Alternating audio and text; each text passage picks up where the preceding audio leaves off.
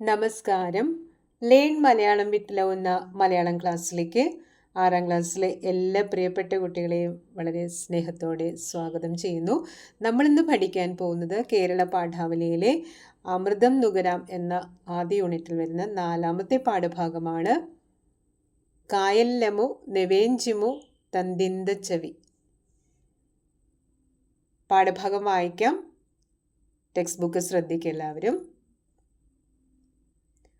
ഒന്നിച്ച് ഭക്ഷണം തേടി ഒന്നിച്ചു പാകപ്പെടുത്തി ഒന്നിച്ചു കഴിക്കുന്ന രീതി എത്ര രസകരമായിരിക്കും. പാഠഭാഗത്തിൻ്റെ പേര് കേൾക്കൂ. കായല്ലമു നെവേഞ്ചിമു തന്തിന്തച്ചവി. മുളങ്കൂമ്പും നെവേഞ്ചിയും തന്നിരുന്ന രുചി ഭേദത്തെക്കുറിച്ച് അല്ലെങ്കിൽ അതിൻ്റെ സ്വാദിനെക്കുറിച്ച് ഒരു അനുഭവമാണ് നമ്മളോട് പങ്കുവയ്ക്കുന്നത്. കേരളത്തിലെ ആദിവാസികൾ നല്ല വൃത്തിയുള്ള ഭക്ഷണം കഴിക്കുന്നവരാണ്. ഇലക്കറികൾ, പുഴയിൽ നിന്നും പിടിക്കുന്ന മീനുകൾ, ഞണ്ട്, കാട്ടുചേമ്പ്, പുഴയുടെ ഉള്ളിലെ താള്, കാട്ടുപഴങ്ങൾ, മുളക്കൂമ്പ് ഇതൊക്കെ നല്ല പോഷകമുള്ള ആഹാരമാണ്. മുള പൂക്കുന്ന സമയമുണ്ട്. അപ്പോൾ പോയി കൂമ്പ് നുള്ളി ചെറുതായി അരിഞ്ഞെടുക്കും.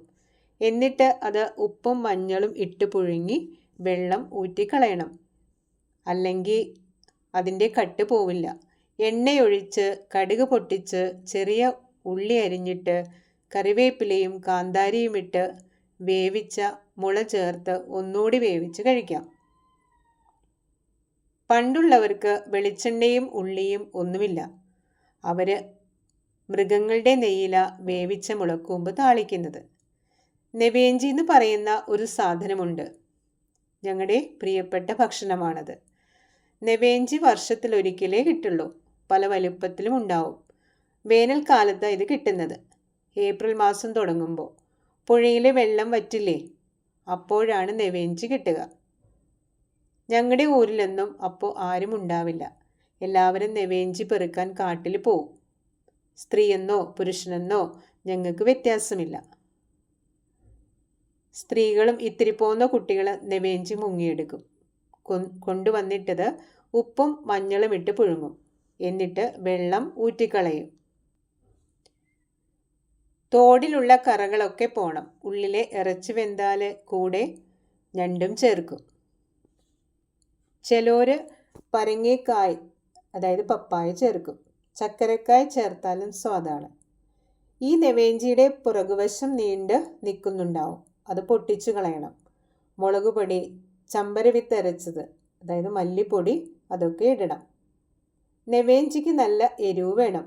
വെന്ത് കഴിയുമ്പോൾ കൂടെ ചേർത്ത് വേവിച്ച പച്ചക്കറിക്കായ് വെന്ത് നെവേഞ്ചിയുടെ ഉള്ളിലേക്ക് കയറിയിരിക്കും. ചൂട് പോകുമ്പോഴേക്കും കഴിച്ചു തുടങ്ങണം. ചോറിൻ്റെ കൂടെ അല്ലാതെ വെറുതെയും കഴിക്കാം. എഴുതിയിരിക്കുന്നത് ബേത്തിമാരൻ സുകുമാരൻ ചാലിഗദ്ദ.